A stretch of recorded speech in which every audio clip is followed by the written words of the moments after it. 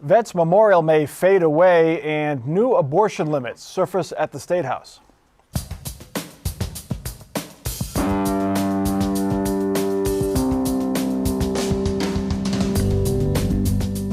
From the Battelle Studio at WOSU at Cosi, this is Columbus on the Record. Joining Mike Thompson this week, Jackie Borchardt, State House reporter for the Dayton Daily News. Joe Ingles, State House reporter for Ohio Public Radio. Joseph Moss, chairman of the Ohio Hispanic Coalition, and Mary Ann Sharkey, public policy consultant. Over the past 10 years or so, Mayor Coleman has used tax money and private money to really spruce up the downtown riverfront. There's a mile-long park, new bridges, a new fountain. It looks pretty nice. Now the mayor and business leaders are moving upriver to the Scioto Peninsula, and this plan may be a little more controversial. As first reported in the Dispatch, city leaders are considering tearing down Vets Memorial and building a new art center right along the river. Another memorial for vets would be built. It just wouldn't be an arena. There's also talk of putting a small version of the Columbus Zoo downtown. The mayor declined to offer specifics except to say they are working on something. There will be a different idea for what Veterans Memorial is, a true memorial to our veterans. And that the goal is to reinvigorate the West Peninsula of the Scioto River in a way that make it world class, to make sure that in the generations to come that it will be one of the best places to live, to be, and to be a part of. Joe Moss, what do you think of this idea?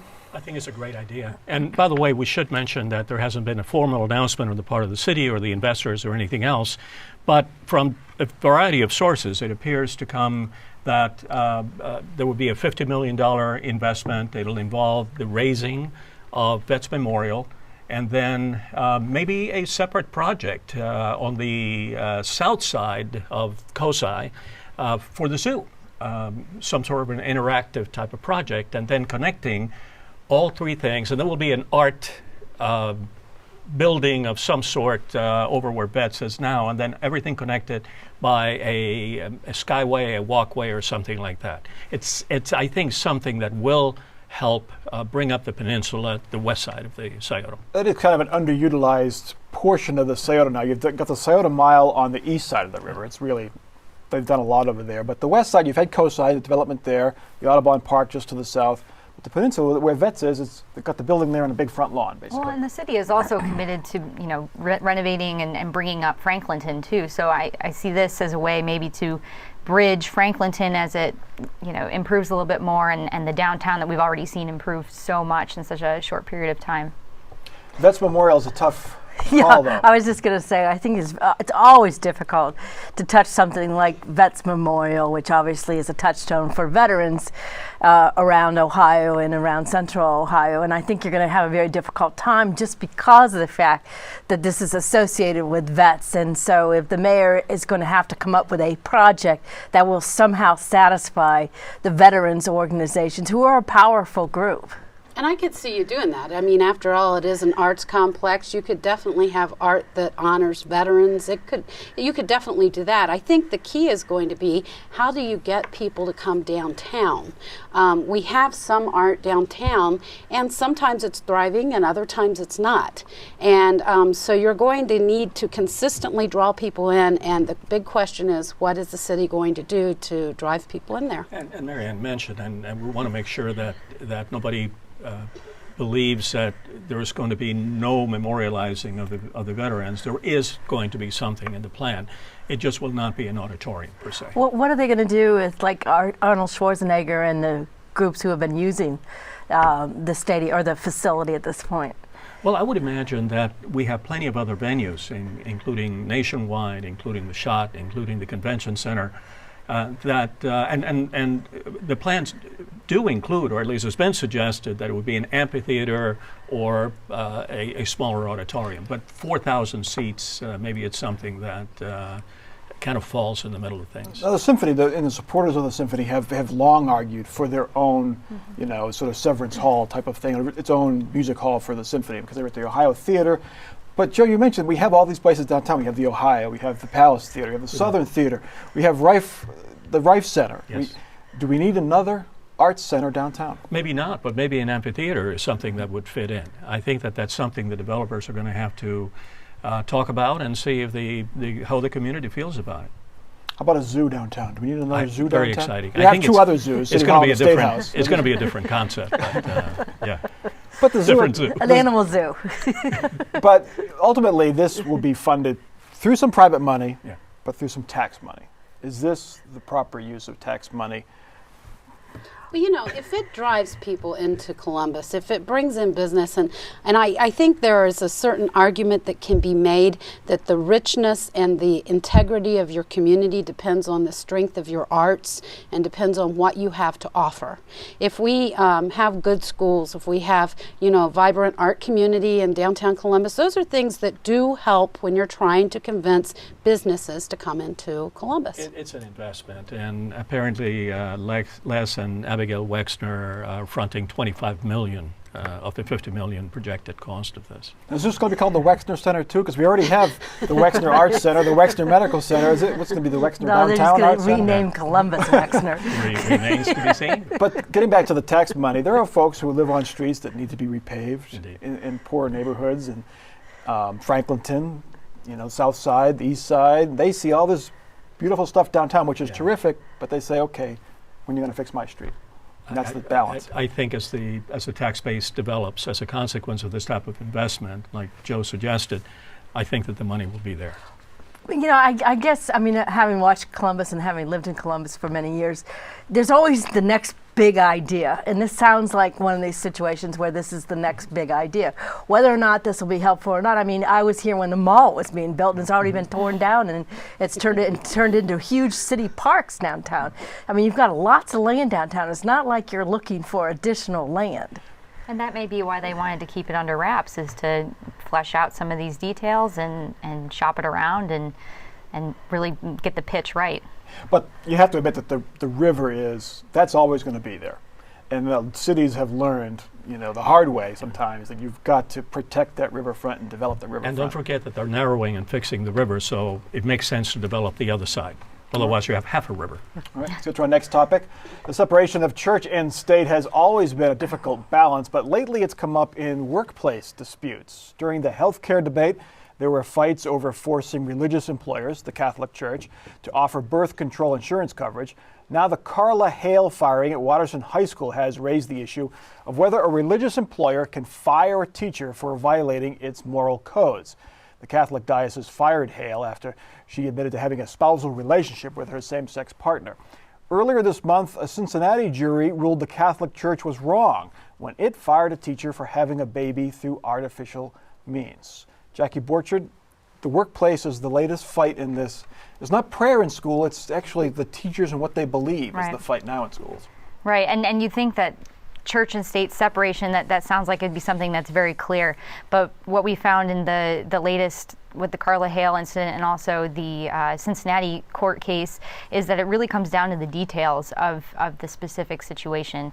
And the Cincinnati court found that under the contract that this teacher was on, she did not meet the qualifications of a ministerial employee, and that has been the principle that the courts rule on in whether the church has a right to overstep the federal laws. And they are now rewriting the contracts in the Cincinnati diocese to make teachers ministers or ministerial employees. And then you have to think, well, where does that stop? Is the janitor a ministerial employee, or the secretary, or the coach? So it's kind of spurred this larger discussion, despite being so much about the detailed situation. As someone who's a Catholic, I can tell you that I find this incredibly disappointing, and I really think the church has better things to do than this kind of enforcement. And I also believe that under the spirit of the new Pope Francis, this is not something that I think would be high on his priority list. I do think that we had previously a very conservative Pope in Pope Benedict, and perhaps they're following sort of the teachings of Pope Benedict, but I do not see this out of Pope Francis to start throwing people out of the church, throwing people out of their jobs because of their private behavior. Marian, I was wondering, because I'm also the product of Catholic schools and have been a Catholic all my life. I'm sorry, but I did not know that artificial insemination was against the rules of the church. Well, birth control is. Birth control. I knew that birth control right. was, but I thought that the creation of life, Right. in the absence of an illicit relationship of some sort, Right. would have been okay with the church. And I had to look it up, and now I understand the theology behind it, and it is a theological question. But I did not know. How many Catholics do not? And this young woman, Miss Dias, wasn't Catholic. Yeah, and I think that that's the whole thing here. I mean, I have a lot of Catholic friends. I'm not Catholic, but I have so many Catholic friends who do not follow some of these teachings of the church that you're talking about. And so I think it's hard, to draw lines. It's hard for the public to draw lines. It's hard for people from the outside to know exactly what's in Catholic faith. And when they get employed by a Catholic university, a Catholic school of some sort, I don't think they necessarily think of it in terms of what does the church think about my behavior in this particular area. But the supporters argue this is a religious institution. We should be separate.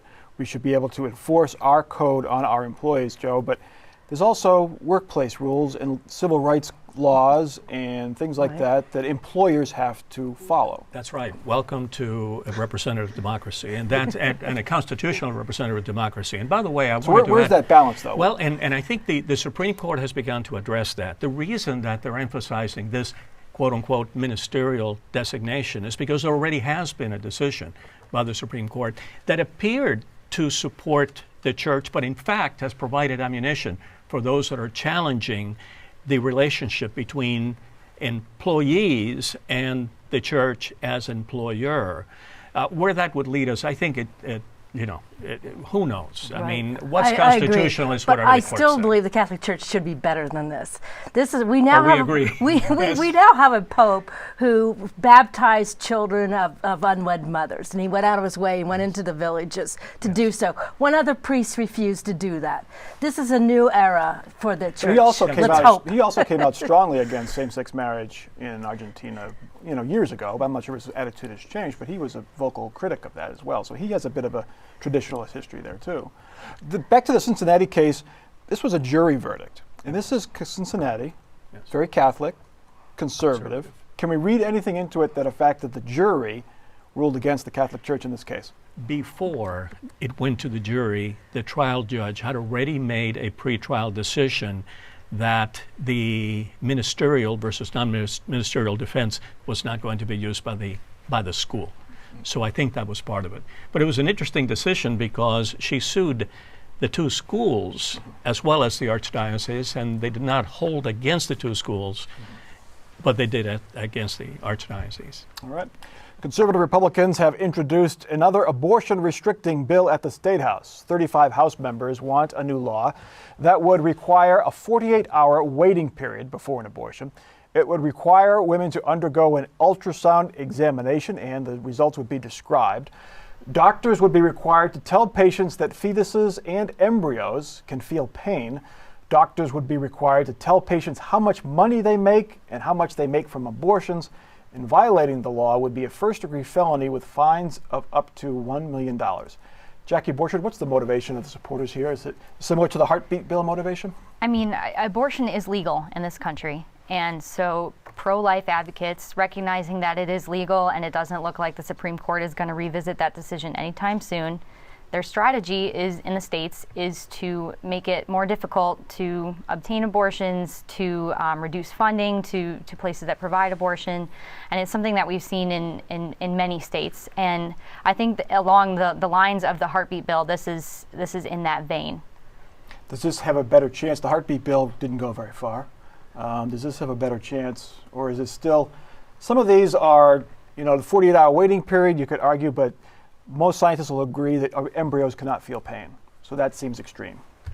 I think that this does have a chance, more of a chance than the heartbeat bill, and the reason is that we're coming up to an election next year. And if you look at the makeup of the Ohio House and Senate, it is Republican dominated, and a lot of those Republicans come from very safe districts. And so in their district, what the people in those districts want, they've elected very conservative Republicans. They want them to be conservative on this issue. So I think automatically you have that group built in. I also see it being very controversial, though. And it could have where it could run into trouble is when you have a lot of mainstream Republican people out there that come forward and say, wait, this goes too far. Then you're going to have that inner battle. That's where it could be problematic. You know, I'm not sure John Kasich wants this battle, and I think that was indicated last year, and even even already today I got a fundraising email from the Ohio Democratic Party. So I mean, if this sticks, it's going to be a driving issue in the election, and I don't think they want that. Again, this is another opportunity for the Republican Party to go after the Catholic vote, and they continue to go after the Catholic vote with these kinds of issues. I think the most outrageous part of that legislation is to say that women has an increase in breast cancer rates, which the American Cancer Society says is inaccurate. I do not think that government can start forcing doctors to tell things that are not true, and that's where this really oversteps the line. And Mike, when you asked Jo whether she thought that the bill had a chance, I thought you meant whether it was constitutional. I think I agree Details. I think I agree with Jo. I think it has a chance of passing and being signed into law for about 5 seconds. But I do not. And some of the provisions in this, in the bill, are just extraordinary and certainly designed to put a woman under stress, under additional stress, and introduce a phenomenal amount of guilt that is already probably there anyway, additionally on this individual. I agree. And I think for that reason, if for no other reason, I think it goes over the line. Well, and it has a laundry list of things that the doctors now must comply with. And you mentioned the ultrasound, and they also have to walk the woman through the ultrasound. They have to disclose all sorts of information that they probably don't compile already, and then the fine, the first degree felony and $1 million fine. The supporters, that's highly symbolic. Yeah. The supporters will say, this is a big decision, and that women should have all the information they need to make this decision. And doesn't this bill do that? Some of it's misinformation, though. I mean, that's the problem. Do I think that women should have information? Of course they should. But do I think that they should go out of their way to give them misinformation?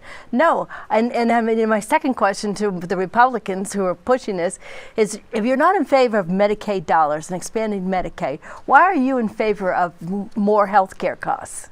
Yeah, and I talked with Kelly Copeland with NARAL Ohio, and she said, she sees this as an attack on women, obviously. She sees it as the legislators playing doctor. But in addition to that, she sees this as being diametrically opposed to what she thinks is the issue to reduce abortion. She says, if you want to reduce abortion, let's provide people with birth control. Let's provide them with, the information they need so that they don't get pregnant in the first place. So that's her message. So they should be supporting Planned Parenthood and its funding. Well, according to her, yes. All right, the next topic. It has been a few years. It has actually been 4 long years since 2009 that Ohio voters have had the chance to vote on a gambling question. It was nearly a yearly occurrence there for a while until we finally approved casinos in 2009. Well, the wait may finally be over. Supporters of internet cafes want to put gambling on the ballot. Of course, they prefer the term sweepstakes. They're looking to overturn the new law, which basically puts those cafes, what critics call illegal gambling parlors, out of business. Marianne Sharkey, is this the strategy to overturn the law or just delay it being implemented for a couple of years? Well, I think a little bit of both. I mean, clearly, they're making money and, operating these, or they wouldn't be in business. But I mean, the issue for it is this is kind of a crazy amendment because it will take the law back to where we are today if they have a referendum, which is basically where today we don't know whether they're legal or not legal. Mike DeWine says they're not legal. We have county prosecutors who say they're not legal. We have a Court of Appeals decision that says they're not legal. So I don't even know what the proponents stand to gain by pushing this, because it basically brings it back to, once again, the Attorney General and the Court of Appeals have all said it's illegal as it stands now. But Mark Weaver, who's working with the people who want to bring this to the ballot, working with the sweepstakes operators, basically, he's saying that, what they want to do is they want to take it back to where it is right now, and then they want to hope that they get regulation versus outlawing it altogether. They think that's the way to go. So they try to force a compromise bill rather than Right. the bill, which bill basically does away with And them. there have been a couple regulation bills that have been introduced, ones that would put them under the Ohio Lottery Commission and require the machines to be checked by a third-party operator, reports to be filed, inspectors. I think, and a portion would have to go towards some charitable organization like the rest of Ohio Gambling, and they would, the cafe operators would much prefer that, obviously, because it keeps them in business. But I think that's the message that you're going to see is, not only does save our jobs, but regulate us and take a closer look. And of course, the problem is that you have competition against the state of Ohio. The state of Ohio is engaged in the business of gambling, and they would prefer not to have competition from these individuals. And the casinos don't want competition from the internet cafes. I mean, the lottery announced this week that the revenues were off 5%. A big surprise with 4 big casinos opening up and the all these racetracks, cafes the and the racinos. racetracks. This is if it does get to the ballot and there is a campaign, there's some money behind it. We saw that with the reports of the lobbyists and what they were giving to the Senate and Senate members and things like that. So there's some money there. They need a lot of signatures, and it's got to be from half of Ohio's 88 counties. So 90 days to do it. 90 days to do it. I think it's a tough task. All right.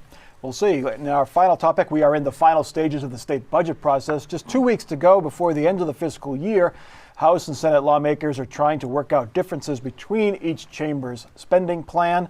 Big differences remain on taxes and on Medicaid expansion. Joe Ingles, new bill surfaced this week addressing Medicaid reform, but no real expansion in there. Yeah, no real expansion. And I think the problem, if you look at what's going on with the Medicaid, is that a lot of the Republicans really hate it because they see it as Obamacare. And they campaigned against Obamacare, they don't like Obamacare, and they don't want anything that even alludes to that. But what you also see on the other side is that there are changes coming. The feds are saying, you know what, we're going to change the way we reimburse Medicaid. We're going to change the way we do business. And if you're not on board, you're not going to get the money that you've been getting in the past. And that poses a huge problem for Ohio because Ohio is a huge Medicaid state. Well, this could pass with, if they just put it out on the floor. It's the leadership that's holding this up. And in particular, House Speaker Bill Batchelder is holding up the Medicaid expansion issue. And I think you're right, Joe. It's because this whole Obamacare scarecrow kind of thing, which is bogus because, it's going to hurt hospitals and it's going to hurt all the providers and the doctors. And they're going to lean on it. And the Republican Party, by the way, receives a lot of money from these folks. So you have basically a House Speaker himself holding this up. The votes are, as I understand, are in the Senate, and they're good. I was interested in Joe's commentary as to the legislators themselves. I had the feeling from the beginning when this thing first came up that it wasn't the members of the House and Senate, that it was in fact the base. It was the Tea Party people that were opposing and then threatening them. But that in the absence of that it wouldn't have problem accepting the millions of dollars, federal dollars that would be coming in with the expansion. If they would accept it with Democratic votes, they obviously can pass it. Yeah. It won't be a problem in the House either if they'll accept Democratic votes, right, Joe? Right, yes. That's a big thing, to get the Democratic votes in there. Yeah, and the Tea Party then has shown that they're not going anywhere and they're not dead, and they've organized a grassroots effort to meet with these lawmakers and say, hey, look, this is a lot of money. We have a huge debt right now, federal debt. This is Obamacare. Yeah, but that's an argument concerning federal spending. It's not an argument concerning revenues coming to the state of Ohio. You're trying to be rational. Well, yes. Here's what they would argue, Joe. This is Columbus on the record. No, the Tea Party say, look, we can start here. We can say we're not going to contribute to this broken program, and if other states join us, which they have, we can force change from the ground up. Yes, I agree. That's exactly the position that they're taking. And I think if this same program had been advanced by a Republican president or a Republican Congress at the time, then we wouldn't be seeing this kind of opposition. One of the problems when you decide only one party gets to vote on something is you disenfranchise the people who are voters in other communities. The Democratic voters in communities such as Cleveland, where I'm from, are being disenfranchised in this because they're saying that their representatives and their senators don't count. Okay, we got to get to our off-the-record parting shots. Mary Ann, you're up first. Okay, I back to the Medicaid. I think it will pass when it gets an up and down vote in the House and the Senate. Okay, Joe. I'm celebrating the city has shaken loose the first dollars towards a $90 million renovation of the Franklin County Municipal Court, the building that was opened in 1975, and even the original furniture is still there. Back in style again. Joe Ingles. I think that when this budget comes out, we are going to see some sort of placeholder in it for some sort of Medicaid expansion. However, I don't think it'll be called that. I think it'll be called something different, and I think that we're going to very soon see a working group come out with an alternative. Jackie. June 14th is Flag Day, the Army's birthday, and also the birthday of my little sister. So I have to give her a shout out so she will watch. Happy birthday. It's a holiday, we all wave the flag. Mayor Coleman was a little reluctant to talk about the big park project and the Vets Memorial project this week, and it could be because the details are still being worked out, but I think it's because he sees what's going on in Turkey. All those protests in Turkey, all that stuff you're watching on CNN, all those tear gas started with a protest over a park. So he's treading very carefully when it comes to downtown. Doesn't want that here. That is Columbus on the Record for this week. Check us out online. Continue the conversation on Twitter and on Facebook. Streaming video at our website, wosu.org/COTR. For our crew and for our panel, I'm Mike Thompson. Have a good week.